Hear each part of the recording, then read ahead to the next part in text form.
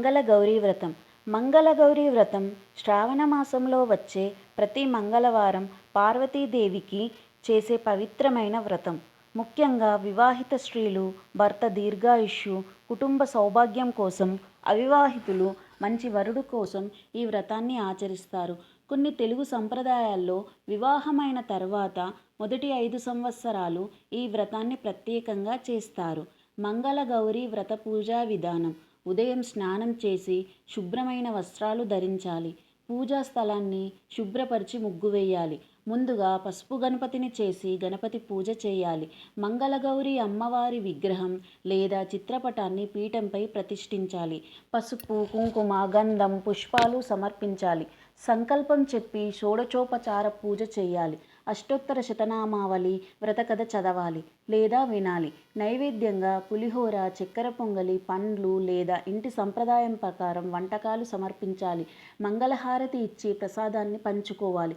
పూజకు అవసరమైన సామాగ్రి: పసుపు, కుంకుమ, గంధం, పూలు, తమలపాకులు, వక్కలు, కొబ్బరికాయ, పండ్లు, దీపం నూనె లేదా నెయ్యి, అగరబత్తులు, కలశం, తోరం, పసుపుతో చేసిన దారం. నైవేద్యం: శ్రీ మంగళగౌరీ వ్రతకథ.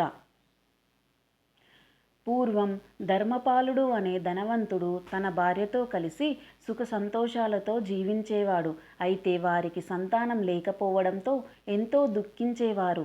ఎన్నో యజ్ఞాలు, దానాలు, వ్రతాలు చేసినా ఫలితం కనిపించలేదు. ఒకరోజు వారి ఇంటి ముందుగా ఒక భిక్షువు వచ్చాడు. ధర్మపాలుని భార్య భక్తితో అతనికి బంగారం దానం చేయగా భిక్షువు కోపించి నీకు సంతానం కలగకూడదు అని శపించాడు. ఆమె ప్రార్థించగా అతడు కరుణించి ఇలా చెప్పాడు: మీకు ఒక కుమారుడు జన్మిస్తాడు. కానీ అతడు అల్పాయుష్కుడు.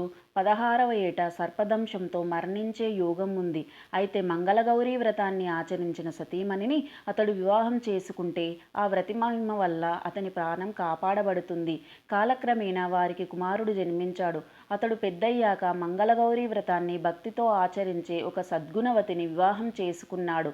ఒక రాత్రి మంగళగౌరీదేవి ఆ యువతికి స్వప్నంతో ప్రత్యక్షమై, ఈ రోజు రాత్రి నీ భర్తను పాము కాటు వేయబోతుంది. ఒక పాలతో నిండిన పాత్రను ఉంచి పాము అందులో ప్రవేశించిన వెంటనే పాత్రను మూసివేయి అని ఉపదేశించింది. ఆమె దేవి చెప్పినట్లే చేసింది. పాము పాలలోకి వెళ్ళగానే పాత్రను మూసివేసింది. మరుసటి రోజు ఆ పాత్రను పూజించి దానంగా ఇచ్చింది.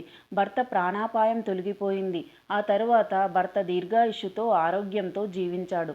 ధర్మపాలుని కుటుంబం సుఖ సంతోషాలతో వర్ధిల్లింది. అప్పటి నుండి మంగళగౌరీ వ్రతం అఖండ సౌభాగ్యాన్ని, భర్తకు దీర్ఘాయుష్షును, కుటుంబ శ్రేయస్సును ప్రసాదించే పవిత్ర వ్రతంగా ప్రసిద్ధి చెందింది.